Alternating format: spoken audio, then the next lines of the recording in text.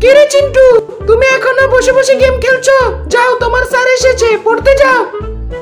মা মা আমার পেট ব্যথা করছে মা, আমি আজকে পড়তে পারবো না, আমার পেট ব্যথা করছে, এদিকে ব্যথা করছে, এদিকে ব্যথা করছে, আমি মনে হয় মরে যাব। মা মা আজকে স্যারকে চলে যেতে বলো, আমি কালকে থেকে পড়বো, আমার বেশি জোরে পেট ব্যথা করছে।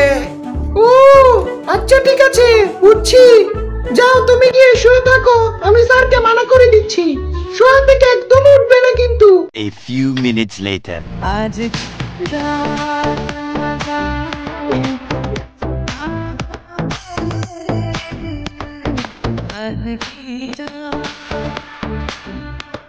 কিরে গোলামের ছেলে গোলাম, আমি জানতাম তুই এমন করবি।